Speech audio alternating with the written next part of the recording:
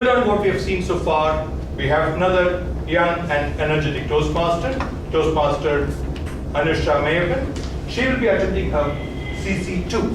To explain the objectives of CC2, may I call upon her evaluator, Mr. Arvind Vivekananda. Good afternoon, Toastmasters and guests. Speaker Anusha is prepared for her project number 2, Organize Your Speech from Competent Communication Manual.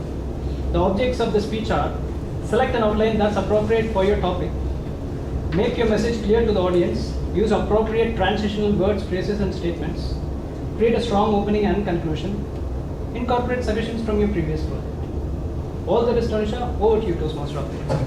Thank you very much.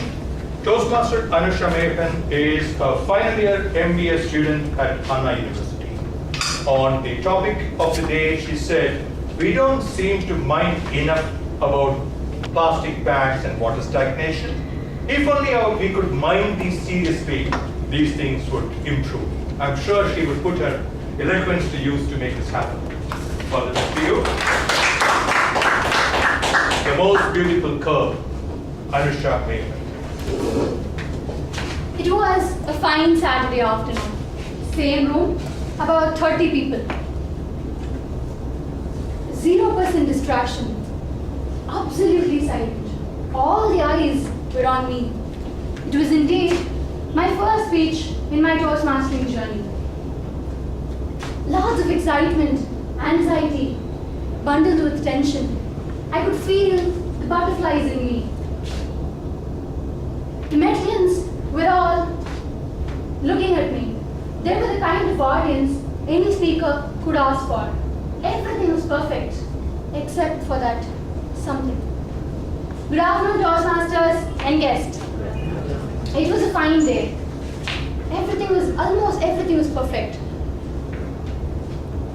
I couldn't ask for a better audience, but still, something was missing. They were all staring as if there was a live cricket match going on and this ball would decide the game. So serious. Weeks passed, months passed. I realized even I wore the same kind of expression when the other speaker spoke. That's when something struck me, the essence of that small curve. By now, I believe you would have guessed the curve which I am referring to as the most beautiful curve. Anyone? Smile. Exactly, smile. Smile is the best curve, the most beautiful curve anyone can possess. The research says a person is expected to smile for about 50 times a day, whereas the reality will strike you hard. We smile for less than 10 times a day. It is up to you to mind because it really does matter. It's about mind over matter. I would say you have to really mind smiling every day for these 3 basic reasons. And the first one goes like this: it makes you happy. When you smile, the brain believes that you are happy. And when you are happy, the positive energy is created and the negative emotions are suppressed. And this leads to a peaceful mind. When you're sad, have you seen people asking you to smile?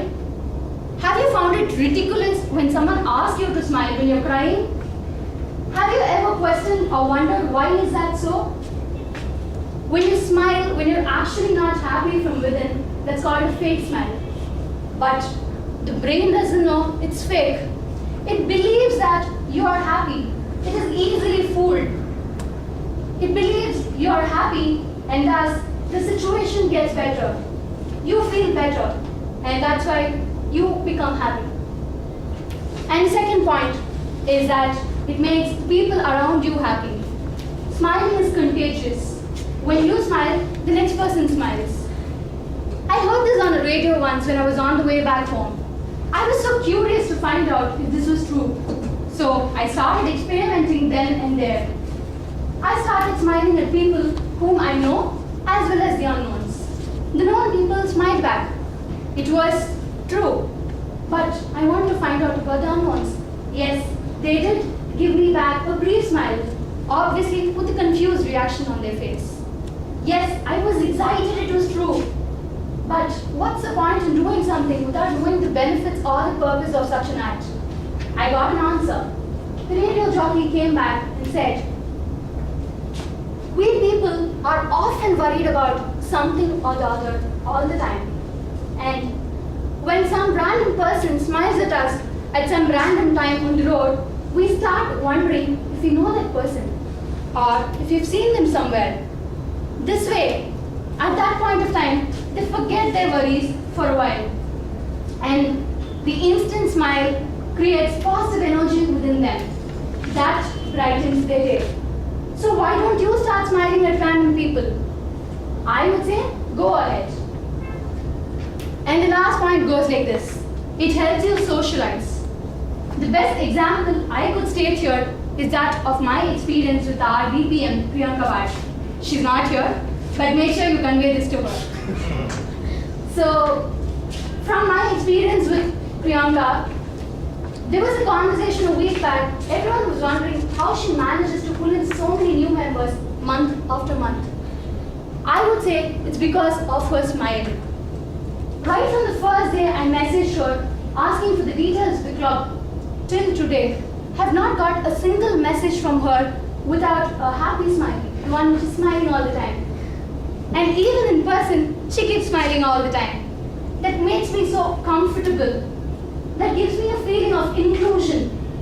I feel at home, and so I came here. According to the human psychology, a person who smiles more is considered to be a social person, to be a more friendly person. They believe that you're more approachable, you're understanding, and you're considerate. And thus, your social circle increases. So, it's up to you to make up your mind. But I would suggest you to make up your mind to smile every day for these 3 reasons. It makes you happy and lead a healthy life with a healthy heart. And it makes the others happy and it helps you to socialize. And more than all these things, the best part of smiling is you all look so beautiful when you smile. You look more attractive when you smile. So how about sending me off with your pretty smiles now? And how about you, Toastmaster, today? Brilliant. Thank you very much, Toastmaster Anusha, for proving once again the power of mind over moods and also to be conveyed the power of smiles in membership marketing. We will continue that. On to the third speaker.